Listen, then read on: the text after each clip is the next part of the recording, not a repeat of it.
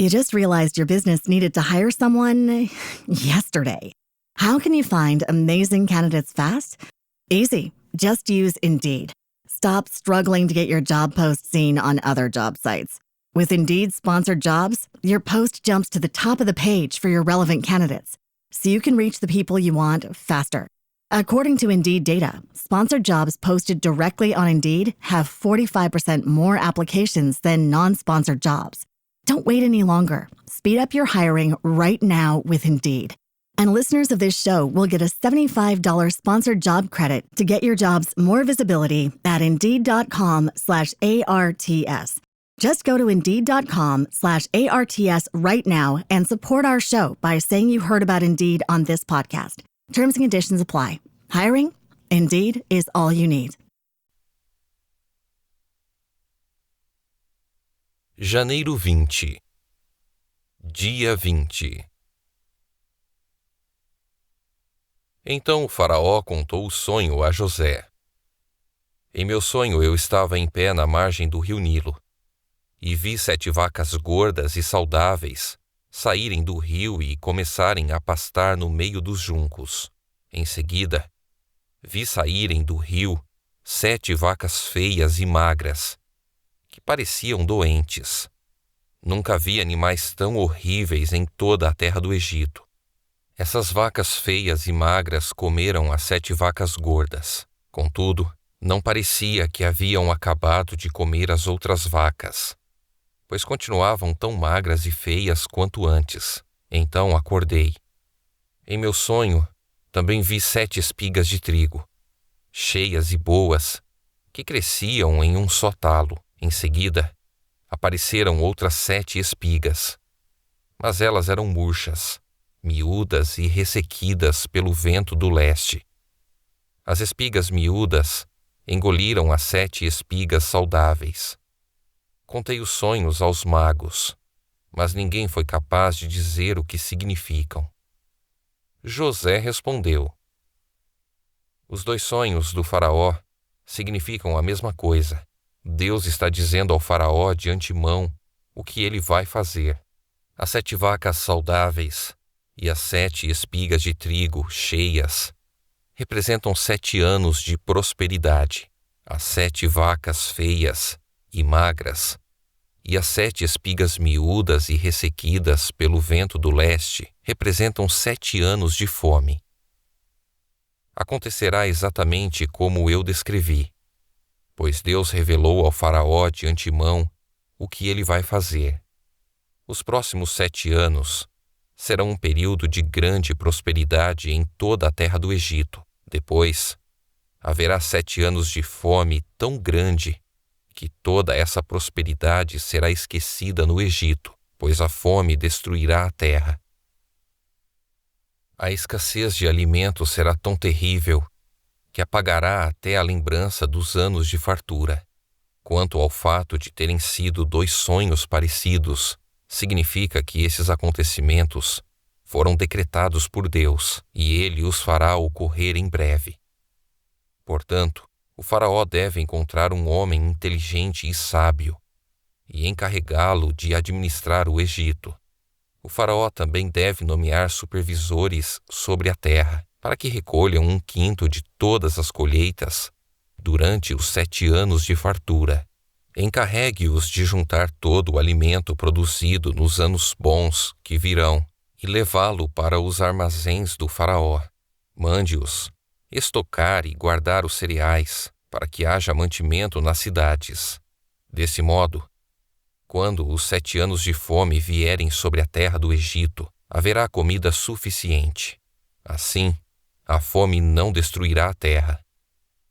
O faraó e seus oficiais gostaram das sugestões de José. Por isso, o faraó perguntou aos oficiais: Será que encontraremos alguém como este homem? Sem dúvida, há nele o Espírito de Deus. Então o faraó disse a José: Uma vez que Deus lhe revelou o significado dos sonhos, é evidente que não há ninguém tão inteligente ou sábio quanto você. Ficará encarregado de minha corte, e todo o meu povo obedecerá às suas ordens. Apenas eu, que ocupo o trono, terei uma posição superior à sua. O faraó acrescentou: eu o coloco oficialmente no comando de toda a terra do Egito.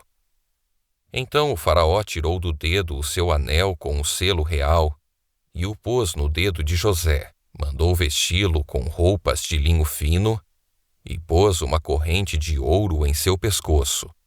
Também o fez andar na carruagem, reservada para quem era o segundo no poder, e por onde José passava, gritava-se a ordem: ajoelhem-se. Assim, o faraó colocou José no comando de todo o Egito e lhe disse: eu sou o faraó, mas ninguém levantará a mão ou o pé em toda a terra do Egito sem a sua permissão. O faraó deu a José um nome egípcio, Zafenate-Paneia. Também lhe deu uma mulher, que se chamava Azenate. Ela era filha de Potífera, sacerdote de On. Assim, José recebeu autoridade sobre todo o Egito. Tinha 30 anos quando começou a servir na corte do faraó, o rei do Egito. Depois de sair da presença do faraó, José foi inspecionar toda a terra do Egito. Como previsto, durante 7 anos a terra produziu fartas colheitas. Ao longo desse tempo, José juntou todas as colheitas do Egito e armazenou nas cidades os cereais produzidos nos campos ao redor. Armazenou uma quantidade imensa de cereais, como a areia do mar. Por fim, parou de manter registros, pois havia demais para medir. Durante esse tempo, antes do primeiro ano de fome, José e sua mulher, Azenate, filha de Potífera, sacerdote de On, tiveram 2 filhos. José chamou o filho mais velho de Manassés, pois disse: Deus me fez esquecer todas as minhas dificuldades e toda a família de meu pai. José chamou o segundo filho de Efraim, pois disse: Deus me fez prosperar na terra da minha aflição. Por fim, terminaram os 7 anos de colheitas fartas em toda a terra do Egito, e começaram os 7 anos de fome, como José havia previsto.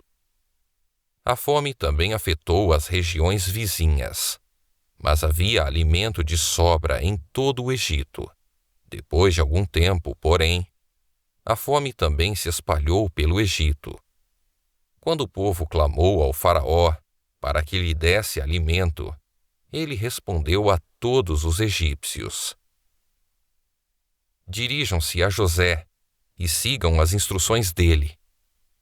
Quando faltou alimento em toda parte, José mandou abrir os armazéns e vendeu cereais aos egípcios, pois a fome era terrível em toda a terra do Egito.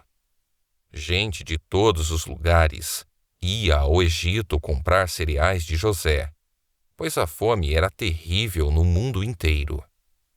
Quando Jacó soube que no Egito havia cereais, disse a seus filhos: Por que vocês estão aí parados, olhando uns para os outros? Ouvi dizer que há cereais no Egito. Desçam até lá e comprem cereais em quantidade suficiente para nos mantermos vivos. Do contrário, morreremos.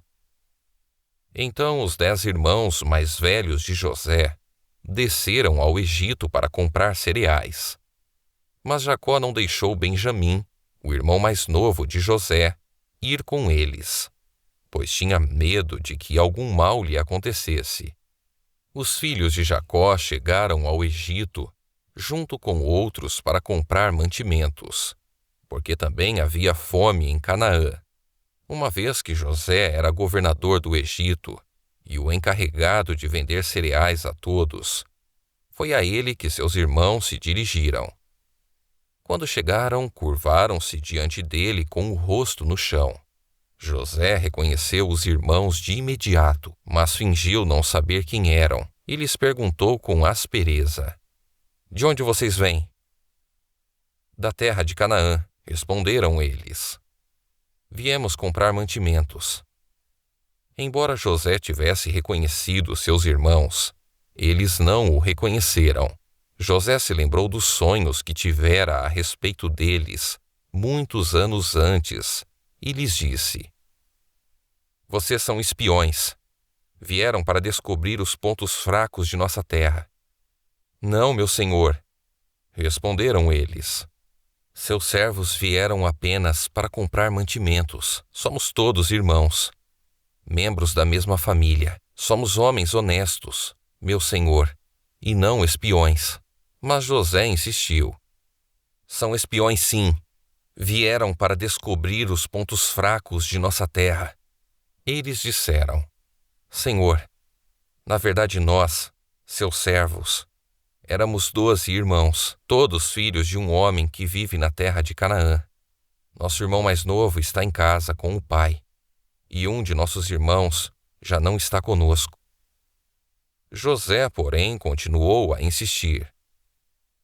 Como eu disse, vocês são espiões.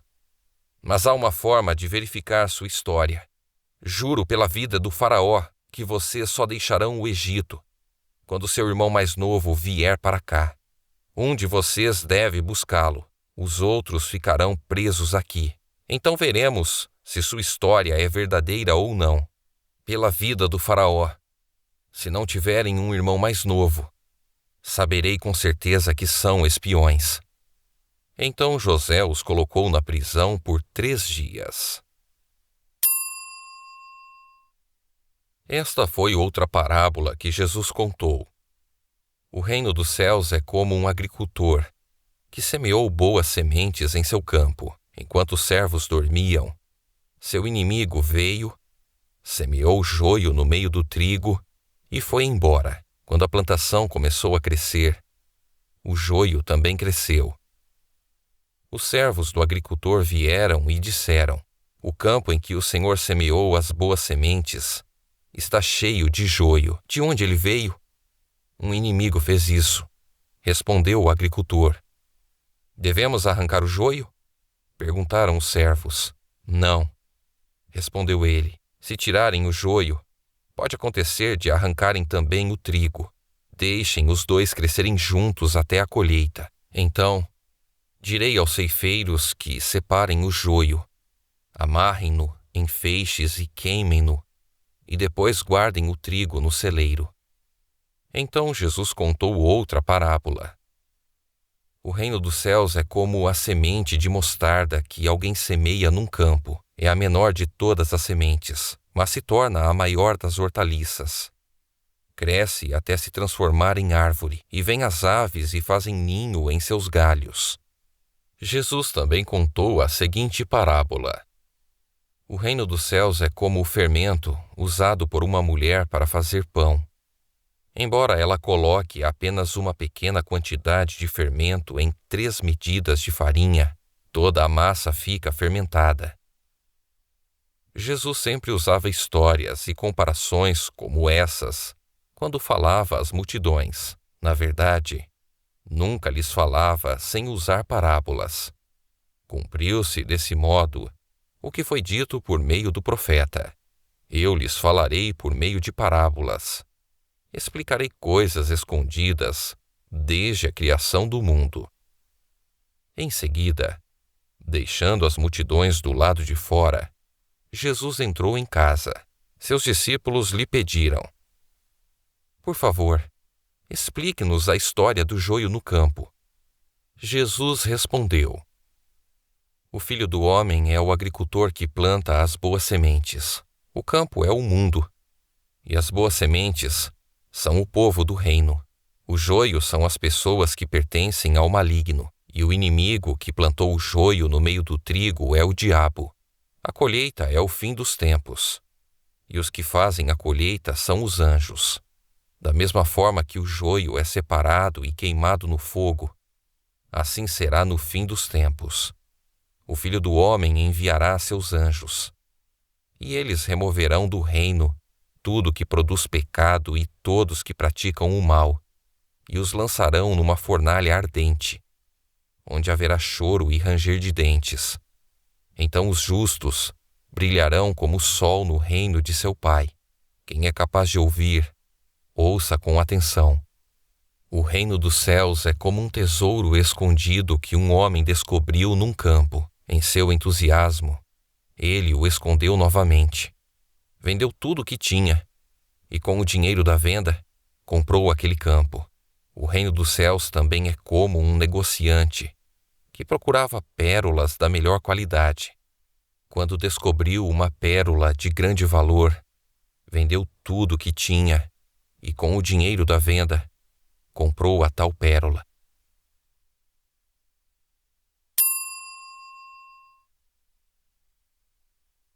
Eu te amo, Senhor. Tu és minha força. O Senhor é minha rocha, minha fortaleza e meu libertador. Meu Deus e meu rochedo, em quem encontro proteção. Ele é meu escudo, o poder que me salva e meu lugar seguro. Clamei ao Senhor, que é digno de louvor, e Ele me livrou de meus inimigos. Os laços da morte me cercaram. Torrentes de destruição caíram sobre mim. A sepultura me envolveu em seus laços. A morte pôs uma armadilha em meu caminho. Em minha aflição, clamei ao Senhor. Sim, pedi socorro a meu Deus. De seu santuário ele me ouviu. Meu clamor chegou a seus ouvidos. A terra se abalou e estremeceu. Tremeram os fundamentos dos montes. Agitaram-se por causa de sua ira. De suas narinas saiu fumaça, de sua boca fogo consumidor. Brasas vivas saíram dele. Ele abriu os céus e desceu, com nuvens escuras de tempestade sob os pés. Montado num querubim, pairava sobre as asas do vento. Envolveu-se num manto de escuridão. Em densas nuvens de chuva, nuvens espessas escondiam o brilho ao seu redor e faziam chover granizo e brasas vivas. O Senhor trovejou dos céus. A voz do Altíssimo ressoou em meio ao granizo e às brasas vivas. Atirou flechas e dispersou seus inimigos. Lançou muitos raios e os fez fugir em confusão. Então, por tua ordem, Senhor, com o forte sopro de tuas narinas, o fundo do mar apareceu e os alicerces da terra ficaram expostos.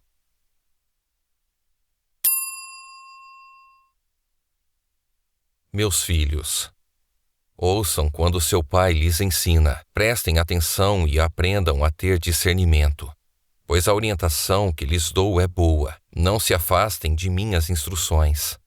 Quando eu era filho de meu pai, filho único, amado por minha mãe, meu pai me ensinava. Leve minhas palavras a sério, siga meus mandamentos e viverá. Adquira sabedoria e aprenda a ter discernimento. Não se esqueça de minhas palavras, nem se afaste delas. Não abandone a sabedoria, pois ela o protegerá. Ame-a, e ela o guardará.